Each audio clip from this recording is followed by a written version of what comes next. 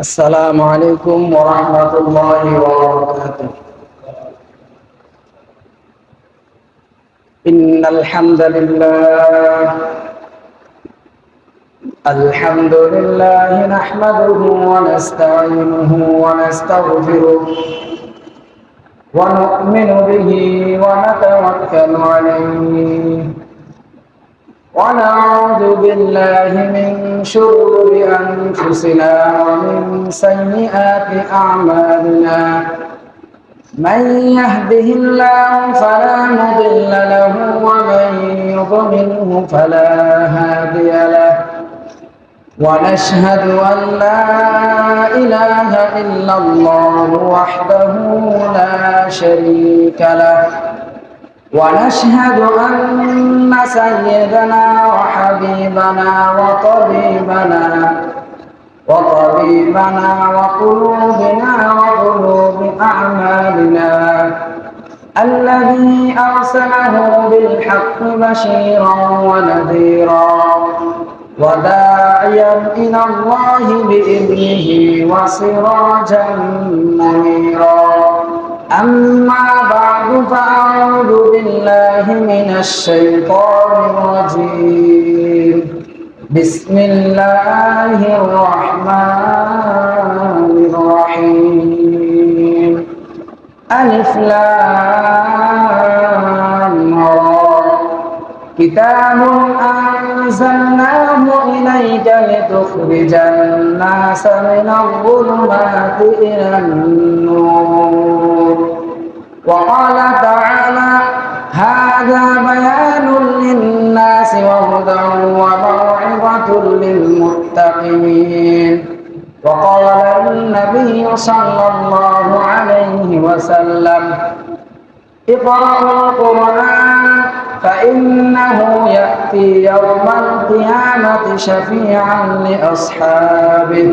وقال تعالى: إن الله وملائكته يصلون على النبي يا أيها الذين آمنوا صلوا عليه وسلموا تسليما. اللهم صل على محمد وعلى آل محمد كما صليت على إبراهيم وعلى آل إبراهيم إنك حميد مجيد. اللهم بارك على محمد وعلى آل محمد كما باركت على إبراهيم وعلى آل إبراهيم إنك حميد مجيد. আলহামদুলিল্লাহ, আমরা মহান আল্লাহ পাকের শুকরিয়া জ্ঞাপন করছি, যিনি সপ্তাহের সর্বোত্তম দিন জুমার দিন দুনিয়ার সর্বোত্তম স্থান মসজিদে আসার তৌফিক দান করেছেন এবং সালাতুল জুমা আদায় করার সুযোগ করে দিয়েছেন। সেই জন্য সেই মহান মানবের দরবারে শুকরিয়া জ্ঞাপন করছি। আলহামদুলিল্লাহ। অসংখ্য অগণিত দরুদ ও সালাম বর্ষিত হোক মানবতার মুক্তির দূত, যার আগমনের ফলে আমরা জান্নাত জাহান্নাম চিনতে পেরেছি, যিনি আমাদেরকে জাহান্নাম থেকে জান্নাতের রাস্তা দেখিয়েছেন। আমরা সকলে সেই নবী মুহাম্মদুর রাসূলুল্লাহ তার উপরে দুরূদ পাঠ করছি সাল্লাল্লাহু আলাইহি ওয়াসাল্লাম। সম্মানিত হাজিরিন, আমি আজকের এই জুমায় আলোচনার বিষয় নির্ধারণ করেছি কোরআনুল কারীম সম্পর্কে কিছু কথাবার্তা বলবো ইনশাআল্লাহ। আল্লাহ সুবহানাহু ওয়া তাআলা মানব জাতির হেদায়েতের জন্য আসমানি যতগুলি কিতাব আছে সর্বশ্রেষ্ঠ এবং সর্বশেষ নাযিলকৃত কিতাব হচ্ছে গিয়ে কোরআন। এই কোরআনের শাব্দিক অর্থ দুটি পাওয়া যায়, একটি হচ্ছে গিয়ে করুন আর একটি হচ্ছে গিয়ে কর্ণন। করুন শব্দের অর্থ হচ্ছে গিয়ে পঠিত, অর্থাৎ যা অধিক পাঠ করা হয়। কোরআনুল কারীমের মতো এমন কোন কিতাব বিশ্বের বুকে নাই যেই কিতাবটা কোরআনের মতো এত বেশি পাঠ করা হয়।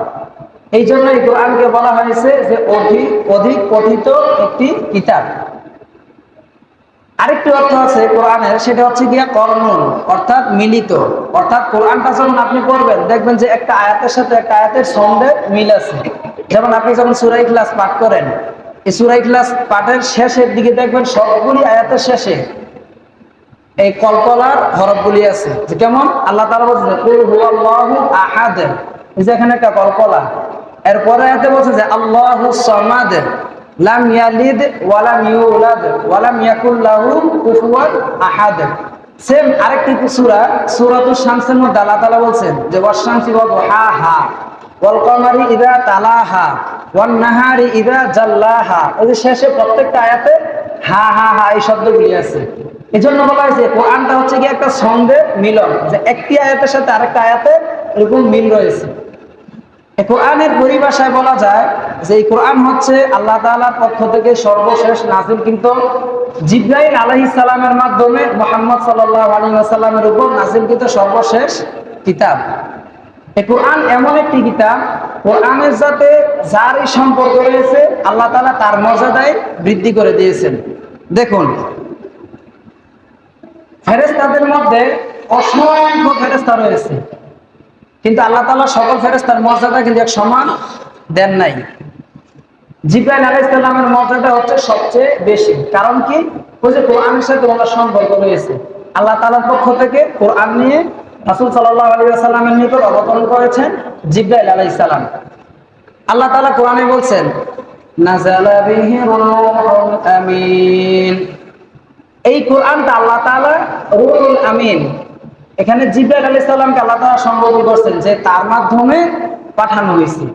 তাহলে কোরআনটা আসছে কোথা থেকে? এটাও আল্লাহ তাআলা বলেছেন যে তানজিলুম মির রাব্বিল আলামিন, যে জগতের রব আল্লাহ সুবহানাহু ওয়া তাআলার পক্ষ থেকে কোরআনটা নাযিল করা হয়েছে। এরপর এই কোরআন নাযিল করা হয়েছে কার উপর? মুহাম্মদ সাল্লাল্লাহু আলাইহি ওয়াসাল্লাম। এই জন্য অন্যান্য সকল নবী রাসূলদের তুলনায় মুহাম্মদ সাল্লাল্লাহু আলাইহি ওয়াসাল্লামের মর্যাদা বৃদ্ধি করা হয়েছে। সকল নবীদের সর্দার বলা হয়েছে কাকে? মুহাম্মদ সাল্লাল্লাহু আলাইহি ওয়াসাল্লাম। শুধু এই কোরআনের সাথে তার সম্পর্ক থাকার কারণে। আচ্ছা, এটা থাক। এরপর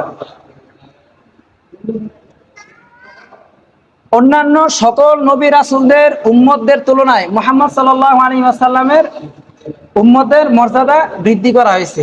কি কারণে? এই কোরআনের কারণেই। তাহলে কোরআন যেখানেই ছিল, যার সাথে সম্পর্কিত ছিল, তার মর্যাদাই আল্লাহ তাআলা বৃদ্ধি করে দিয়েছেন। কোরআন নাজিল হয়েছে আপনার মক্কা নগরীতে, এজন্য অন্যান্য শহরের তুলনায় মক্কার মর্যাদা আল্লাহ তাআলা বাড়ায় দিয়েছেন। কোরআন নাজিল হয়েছে মদিনায়, এজন্য অন্যান্য শহরের তুলনায় আল্লাহ তাআলা মদিনার মর্যাদা বৃদ্ধি করে দিয়েছেন। কোরআন নাজিল হয়েছে আরব বিশ্বের বিভিন্ন কান্ট্রিতে, এজন্য বিশ্বের অন্যান্য জায়গার তুলনায় আল্লাহ তাআলা এই জায়গাগুলির মর্যাদা বাড়িয়ে দিয়েছেন। তদ্রূপ মুহাম্মদ সাল্লাল্লাহু আলাইহি ওয়াসাল্লামের নিকটে কোরআনটা আসার কারণে মুহাম্মদ সাল্লাল্লাহু আলাইহি ওয়াসাল্লামের উম্মতের মর্যাদাও কি অন্যান্য নবী রাসূলদের উম্মতদের তুলনায় অনেক বেশি আল্লাহ তাআলা বৃদ্ধি করে দিয়েছেন। এবার আসুন এই কোরআন সম্পর্কে আমরা কোরআন থেকে কিছু বিষয় জানার চেষ্টা করি। এই কোরআন নাজিল হওয়ার মূল উদ্দেশ্য কি? আল্লাহ সুবহানাহু ওয়া তাআলা সূরা ইব্রাহিমের শুরুতে বলছেন আলিফ লাম রা কিতাবুন আনজালনাহু ইলাইকা লিতুখরিজান নাসা মিনাজ যুলুমাতি ইলান নূর। আল্লাহ তাআলা বলেন আলিফ লাম রা কিতাবুন আনজালনাহু ইলাইক, হে মুহাম্মদ আমি আপনার উপর এমন একটি কিতাব নাজিল করেছি লিতুখরিজান নাসা মিনাজ যুলুমাতি ইলান নূর, যে কিতাবটা মানুষদেরকে বের করে আনবে অন্ধকার থেকে আলোর দিকে। সুবহানাল্লাহ। অর্থাৎ এই কোরআনটা আপনাকে রাস্তা দেখাচ্ছে, কোনটা অন্ধকারের পথ আর কোনটা আলোর পথ। এই কোরআনের গাইডলাইন অনুযায়ী যদি আপনি আপনার জীবন পরিচালনা করতে পারেন, তাহলে এই কোরআন আপনাকে অন্ধকার জগৎ থেকে আলোর দিকে নিয়ে আসবে। আল্লাহ তাআলা এই কথাই বলছেন। এরপর আপনি যদি কোরআনকে জিজ্ঞেস করেন যে কোরআনের আলোচ্য বিষয় কি, তাহলে কোরআনই আপনাকে জবাব দিয়ে দিবে যে হুদাল লিন-নাস। কোরআনের আলোচ্য বিষয় হচ্ছে গিয়ে মানুষের হেদায়েতের জন্য এই কোরআনটা নাজিল করা হয়েছে। আল্লাহ সুবহানাহু ওয়া তাআলা সূরা আলে ইমরানের 138 নম্বর আয়াতের মধ্যে বলেছেন হাযা বায়ানুল লিন-নাস ওয়া হুদান ওয়া মাউইযাতুল লিল মুত্তাকিন। এটা হচ্ছে মানুষের জন্য সুস্পষ্ট বর্ণনা এবং হেদায়েত, এবং মুত্তাকিদের জন্য হচ্ছে কি এটা হলো উপদেশ।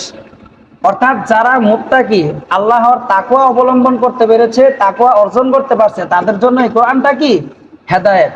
আপনি যদি হেদায়েত নিতে চান, অবশ্যই আপনাকে এই কোরআনের দিকে আসতে হবে। এরপর এই কোরআনকে যদি আপনি জিজ্ঞেস করেন যে কোরআন বুঝলাম তুমি আল্লাহ তাআলার পক্ষ থেকে নাযিলকৃত, কিন্তু তুমি কোরআন এই দুনিয়াতে আসছো কোন মাসে, তখন এই কোরআনই আপনাকে জবাব দিয়ে দিবে, শাহরু রমাদানাল্লাযী উনজিলা ফীহিল কুরআন। এবার কোরআন নিজেই বলতেছে যে রমজান মাস হচ্ছে গিয়ে সেই মাস, আল্লাযী উনজিলা ফীহিল কুরআন, যেই মাসের মধ্যে আমাকে নাজিল করা হয়েছে। সুবহানাল্লাহ। এরপর যদি আপনি কোরআনকে জিজ্ঞেস করেন যে হ্যাঁ বুঝলাম তুমি রমজান মাসে নাজিল হইছো, কিন্তু রমজানের কোন রাত্রিতে নাজিল হইছো, এটার জবাবও কোরআন দিয়ে দিবে। এবার কোরআন বলতেছে যে ইন্না আনজালনাহু ফী লাইলাতিল কদর, নিশ্চয়ই আমি এই কোরআনকে নাজিল করেছি লাইলাতুল কদর। এরপর আল্লাহ তাআলা বলছেন যে ওয়ামা আদরাকা মা লাইলাতুল কদর। এবার আল্লাহ তাআলা মুহাম্মদ সাল্লাল্লাহু আলাইহি সাল্লামকে বলছেন যে তুমি কি জানো এই লাইলাতুল কদরটা কি? তখন আল্লাহ তাআলা পরে আয়াতে আবার নিজে জবাব দিয়ে দিয়েছেন যে লাইলাতুল কদরি খায়রুম মিন আলফি শাহর। লাইলাতুল কদর হচ্ছে কি সেই রাত, যে রাত্রটা হচ্ছে হাজার মাসের চাইতে উত্তম। সুবহানাল্লাহ। তাহলে এই কোরআন লাইলাতুল কদরের রাত্রে নাজিল হওয়ার কারণে আল্লাহ তাআলা এই রাতের মর্যাদা কি করছেন, হাজার মাসের চাইতেও এই রাতের মর্যাদাটা উত্তম করে দিয়েছেন। এরপরে কোরআন রমজান মাসে নাজিল হওয়ার কারণে অন্যান্য 11 মাসের তুলনায় রমজান মাসের মর্যাদা আল্লাহ তাআলা বৃদ্ধি করে দিয়েছেন। এই কোরআন জিবরাইল আলাইহিস সালামের মাধ্যমে পৃথিবীতে আগমন করার কারণে আল্লাহ তাআলা অন্যান্য ফেরেশতাদের তুলনায় জিবরাইল আমিনের মর্যাদা বৃদ্ধি করে দিয়েছেন। এই কোরআন মুহাম্মদ সাল্লাল্লাহু আলাইহি ওয়াসাল্লামের উপর নাজিল হওয়ার কারণে আল্লাহ তাআলা অন্যান্য নবী রাসূলদের তুলনায় মুহাম্মদ সাল্লাল্লাহু আলাইহি ওয়াসাল্লামের মর্যাদা বৃদ্ধি করে দিয়েছেন। তাহলে আমাদেরকেও, আমরাও যদি কোরআনের অনুসরণ করতে পারি, কোরআন অনুযায়ী আমরা আমাদের জীবন পরিচালনা করতে পারি, তাহলে আল্লাহ সুবহানাহু ওয়া তাআলা আমাদের মর্যাদাও কি বৃদ্ধি করে দিবেন। আর যদি আমরা এই কোরআন থেকে বিমুখ হই, তাহলে আমাদেরকে জাহান্নামে যেতে হবে। আল্লাহ রাসূল সাল্লাল্লাহু আলাইহি ওয়াসাল্লাম বলছেন যে খায়রুকুম মান তাআল্লামাল কুরআন ওয়া আল্লামাহ, যে এই দুনিয়ার বুকে যত মানুষ আছে তাদের ভিতরে সর্বোত্তম হচ্ছে গিয়ে ওই মানুষগুলি যে নিজে কোরআন শিখে এবং এই কোরআনটা অন্যদেরকে শিখায়। তাহলে কোরআনের শিক্ষক যারা, তারা হচ্ছে দুনিয়ার মধ্যে উত্তম, কোরআনের ছাত্র যারা, তারাও কি দুনিয়ার মধ্যে সর্বোত্তম। এরপর আল্লাহ রাসূল সাল্লাল্লাহু আলাইহি ওয়াসাল্লাম অপর একটি হাদিসের মধ্যে বলছেন যে মান ক্বারা হারফাম মিন কিতাবিল্লাহি ফালাহু হাসানাহ, যেই ব্যক্তি এই কোরআন থেকে একটি অক্ষর পাঠ করবে তার জন্য আল্লাহ তাআলা একটি নেকি বরাদ্দ করে রেখেছেন, আর এই একটা নেকিকে আল্লাহ তাআলা 10 গুণ বৃদ্ধি করে দিবেন। এরপর আল্লাহ রাসূল সাল্লাল্লাহু আলাইহি ওয়াসাল্লাম হাদিসের শেষ অংশে বলছেন যে আমরা যে পড়ি যে আলিফ লাম মিম, এখানে আলিফ হচ্ছে কি একটি হরফ, লাম হচ্ছে একটি হরফ, মিম হচ্ছে আরেকটি হরফ। কেউ যদি আলিফ লাম মিম এই তিনটা অক্ষর পড়ে, তাহলে আল্লাহ সুবহানাহু ওয়া তাআলা তাকে 30টি নেকি দান করবেন। সুবহানাল্লাহ। তাহলে কোরআন আপনি যত বেশি পাঠ করবেন, আপনার মর্যাদাও আল্লাহ তাআলা কি করবেন, তত বেশি বৃদ্ধি করে দিবেন। এই কোরআন যে আল্লাহ তাআলার বাণী, এই সম্পর্কে তো কারো কোনো সন্দেহ নাই। সন্দেহ আছে? আপনাদের কারো সন্দেহ আছে যে কোরআন আল্লাহ তাআলার বাণী? রাসূল সাল্লাল্লাহু আলাইহি ওয়াসাল্লামের উপর যখন এই কোরআন নাযিল করা হয়েছে, মক্কার কাফের মুশরিকরা রাসূল সাল্লাল্লাহু আলাইহি ওয়াসাল্লামকে নবী হিসেবে বিশ্বাস করে নাই, মানে নাই, কিন্তু রাসূল সাল্লাল্লাহু আলাইহি ওয়াসাল্লাম যে কখনো মিথ্যা বলেন না, এটা তারা বিশ্বাস করত। যখন রাসূল সাল্লাল্লাহু আলাইহি ওয়াসাল্লামের উপরে কোরআন নাযিল হয়, যখন রাসূল সাল্লাল্লাহু আলাইহি ওয়াসাল্লাম কোরআন তেলাওয়াত করতেন, এই কোরআন তেলাওয়াতের মানে সুমধুর এই কণ্ঠ এত ভালো লাগতো মক্কার কাফেরদের। রাসূল সাল্লাল্লাহু আলাইহি ওয়াসাল্লাম যখন কোরআন তেলাওয়াত করতেন, মক্কার কাফেররা রাসূল সাল্লাল্লাহু আলাইহি ওয়াসাল্লামের ঘরের আশেপাশে এসে কান পাইতে এই কোরআন তেলাওয়াত শুনতেন। সূরাতুল হাক্কার মধ্যে এই বর্ণনাটা আছে যে আল্লাহ তাআলা বলছেন যে ওয়ামা হুয়া বিকাউলি শাইর কলিলাম মা তুমিনুন, যে মক্কার কাফেররা চিন্তা করতেছে রাসূল সাল্লাল্লাহু আলাইহি ওয়াসাল্লাম এত সুন্দর কোরআন পাঠ কোত্থেকে করে, সম্ভবত রাসূল সাল্লাল্লাহু আলাইহি ওয়াসাল্লাম কবি হয়ে গেছেন।